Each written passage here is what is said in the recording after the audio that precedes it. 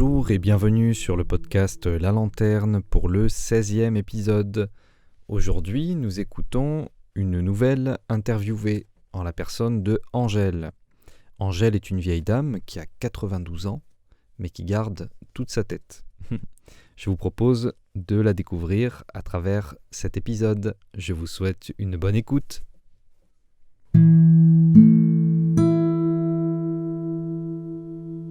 Qu'est-ce que la vie t'a appris? Quelles sont les leçons que la vie t'a appris? La vie m'a appris premièrement d'être sage, d'écouter bien ma maman. Mon papa, il travaillait dur et c'est surtout la maman qui s'occupait des enfants. Et puis, j'ai été une enfant heureuse à côté d'une mère et d'un père qui s'aimaient. Ça fait beaucoup. Et puis, petit à petit, j'ai grandi. J'avais ma sœur, qui avait 4 ans de plus. Et quelquefois, comme ma maman cousait beaucoup et avait beaucoup de travail, s'occupait de la maison et tout. Le jardin, c'était mon père, bien sûr. Elle, c'était la maison et les 3 enfants et faire des conserves pour l'hiver. Dans les grands pots en grès, on pouvait hacher soit du persil, soit des poireaux, soit ce qui est légumes verts.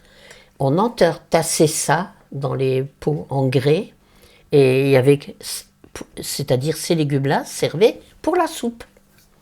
C'était formidable. Elle a toujours travaillé beaucoup, ma mère. Toujours.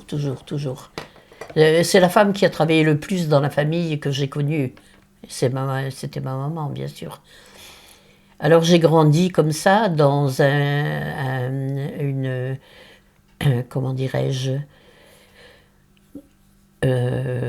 dans une famille où on était 3 et on était vraiment très bien parce que on savait que les parents s'aimaient et aimaient leur enfant.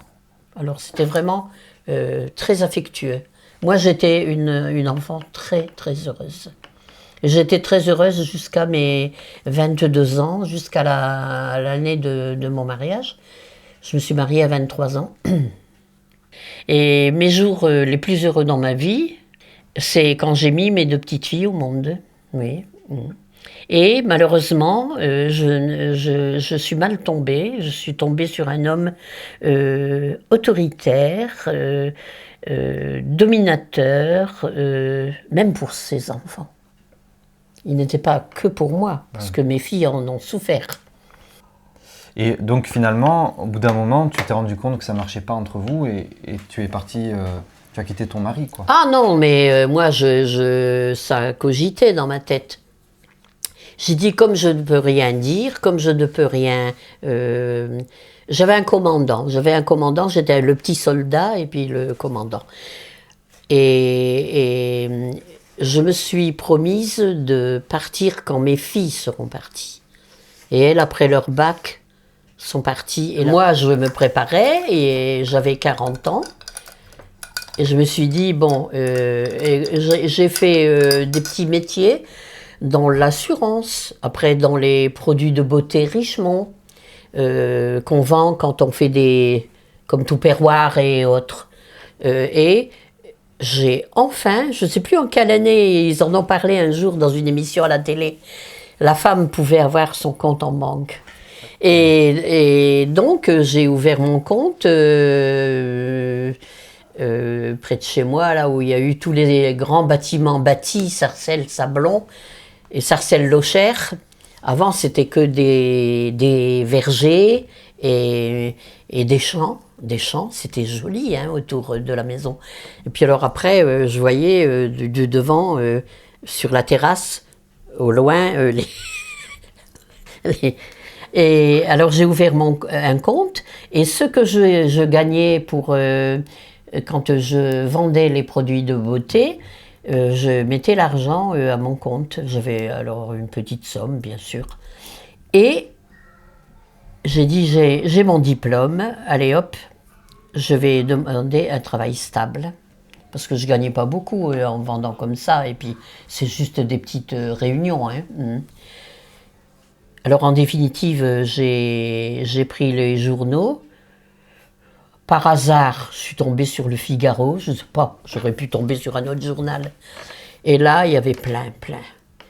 Et aux Galeries Lafayette, et au Printemps, et dans telle banque, et dans telle banque, et dans telle banque, et dans telle banque. Et comme je suis nordiste du Nord, j'ai choisi le Crédit du Nord.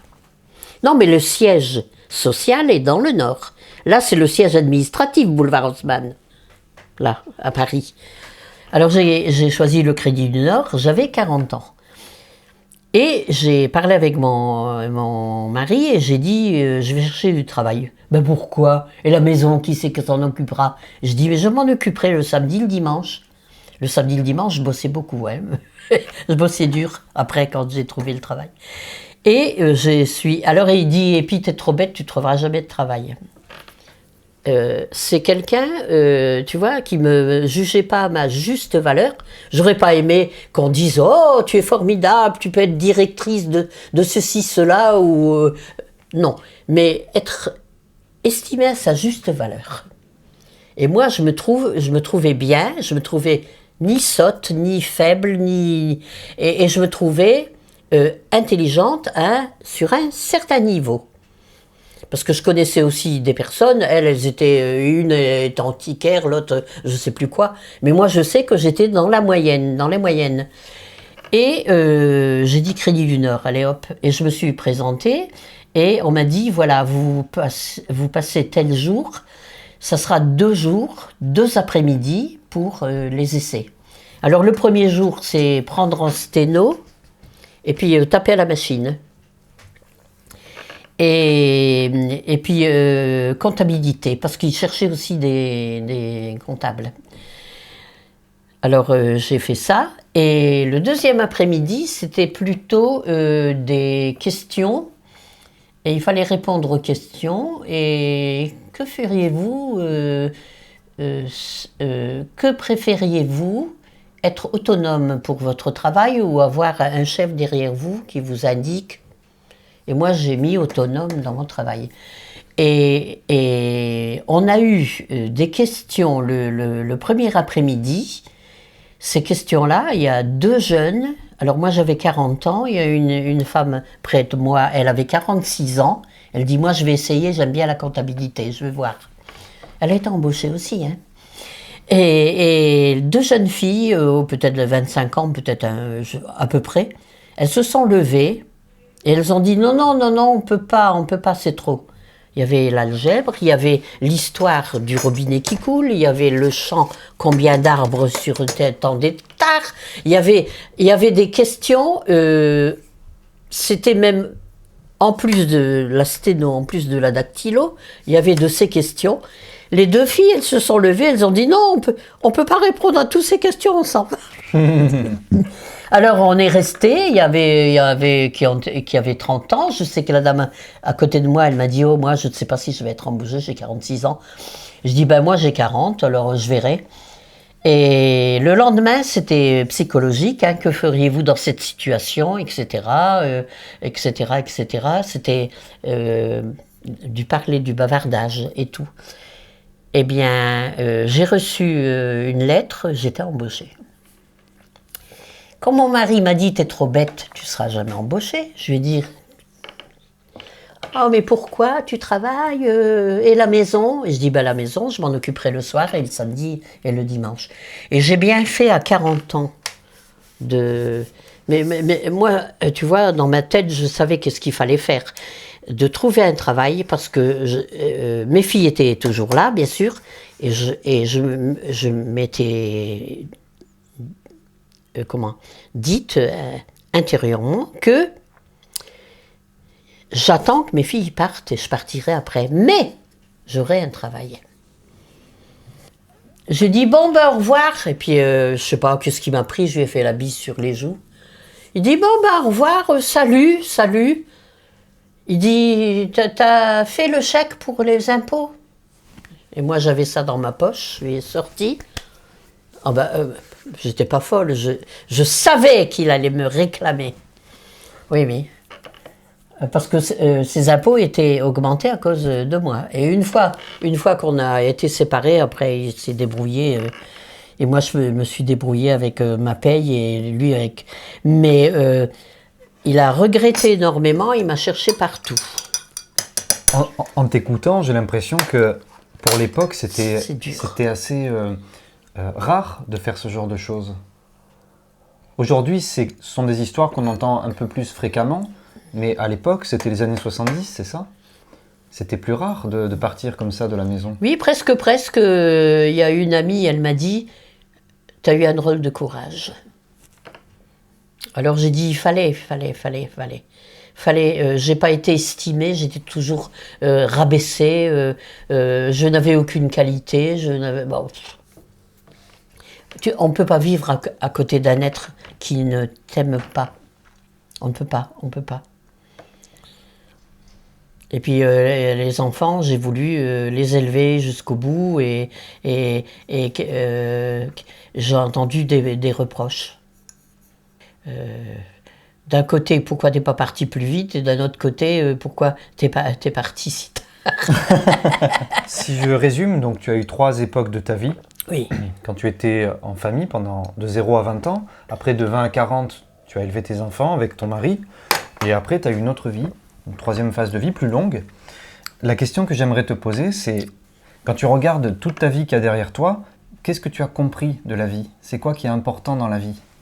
Que tu pourrais dire à quelqu'un, par exemple, à moi par exemple, qui suis beaucoup plus jeune? Qu'est-ce que j'ai compris de la vie? La vie n'est pas toujours facile, parce qu'il y a des hauts et des bas. J'ai eu des moments heureux, comme j'ai eu des moments malheureux. Qu'est-ce que tu veux que je te dise là-dessus? J'ai eu des moments de solitude, j'ai eu des moments, comment dirais-je, on ne peut pas dire d'hésitation, parce que j'ai fait des rencontres, mais malheureusement, c'était toujours pas quelque chose de sûr, c'était toujours de l'à peu près. Et qu'est-ce que tu ferais différemment si tu devais refaire une vie encore? Je serais retournée dans le Nord, parce que c'est mes racines là-bas. Et puis, comment dirais-je, j'avais ma mère, j'avais mes nièces. Et moi, je suis restée à Paris. Pourquoi? Parce que j'ai trouvé le travail à Paris, un travail de bureau à Paris. Alors j'étais obligée, le travail m'obligeait. Et puis alors après, je ne sais pas pourquoi j'ai acheté cet appartement ici. Je rêvais d'un appartement en banlieue, mais ça ne s'est pas fait, beaucoup plus cher. Tu as aimé la vie parisienne quand même? Les sorties? Ah oui.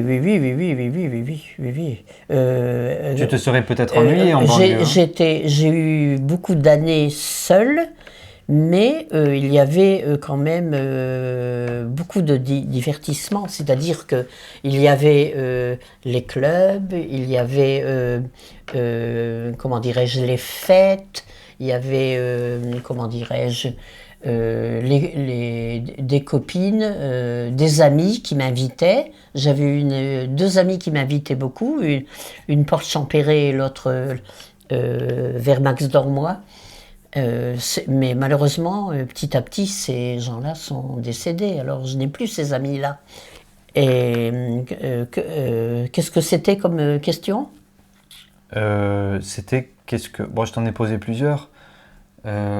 C'était plutôt sur l'expérience de la vie. C'était qu'est-ce que j'aurais fait si je devais aller en arrière, hein. Ouais. Je sais pas. Bon, je serais retournée habiter dans le Nord. J'aurais été près de ma mère, près de mes nièces. Et puis qu'est-ce que j'aurais fait d'autre? Alors pas tellement ce que tu aurais fait, mais plutôt la disposition intérieure. C'est-à-dire, si tu pouvais revenir dans le passé et parler, toi tu parlerais à toi-même à l'âge de 18 ans. Qu'est-ce que tu te donnerais comme conseil à la petite Angèle de 18 ans pour qu'il se lance dans la vie? C'est-à-dire d'être plus perspicace Parce que j'ai été vraiment aveugle quand j'ai rencontré certains garçons. Certains j'ai envoyé promener. Et puis malheureusement, celui avec lequel je me suis mariée, je ne l'ai pas envoyé promener.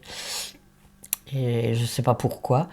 Je me disais, tu vas bientôt avoir tes 23 ans, alors tu seras peut-être vieille fille, devenir vieille fille, alors pourquoi pas? Et puis il était gentil, et il avait envie de se marier, alors je me suis dit, bah oui, pourquoi pas?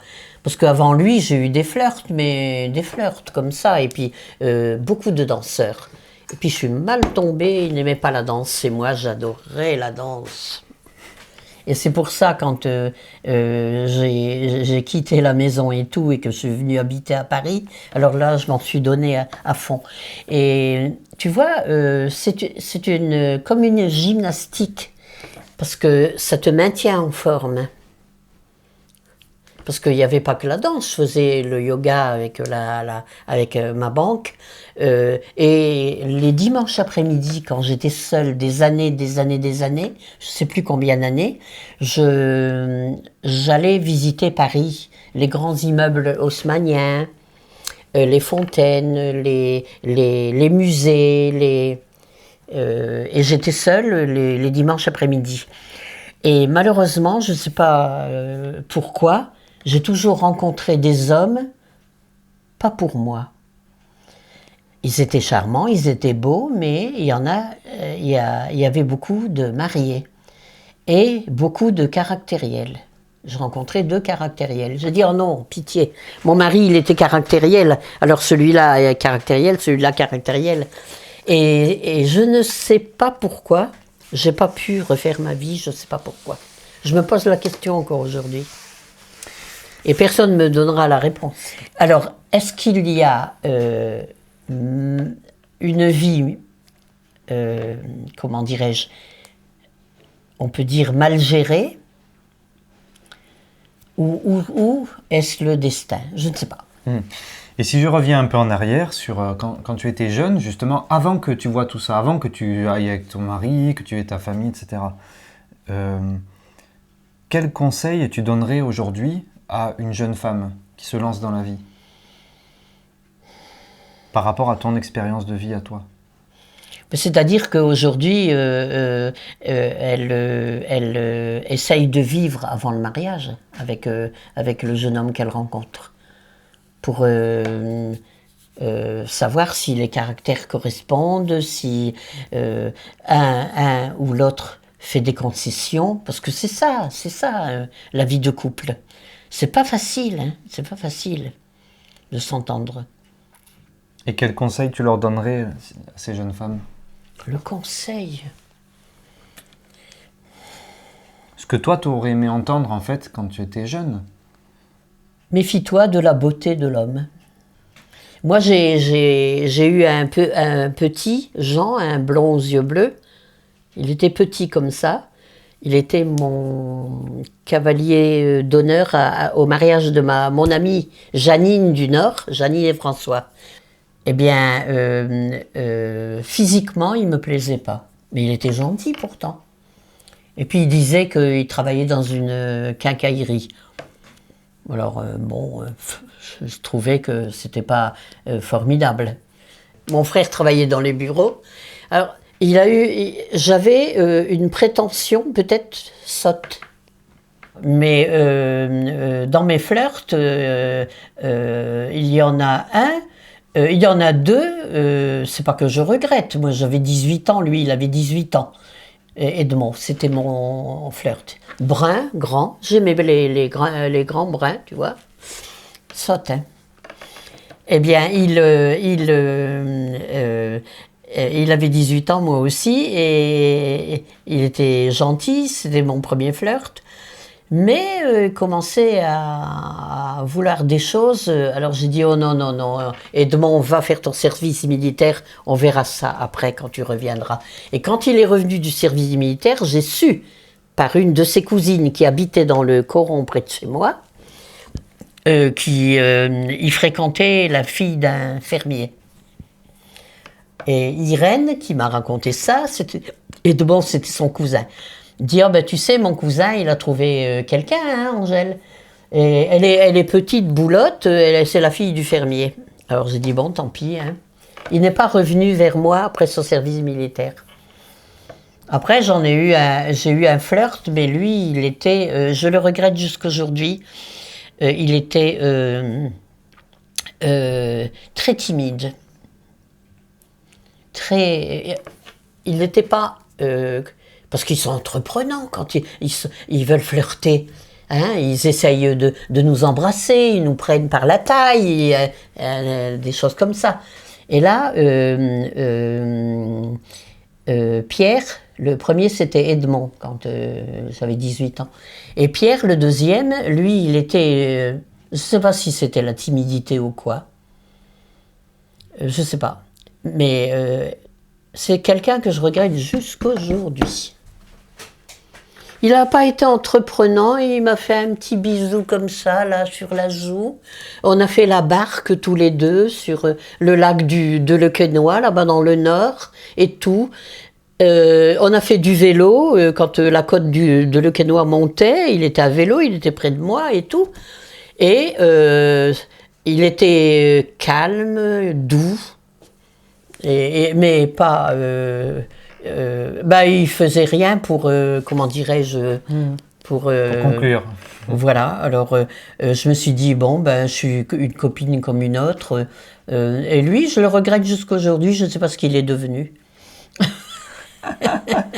Je reviens... Et il était pas mal, je ne sais pas s'il était châtain ou roux, mais il était très doux, très gentil.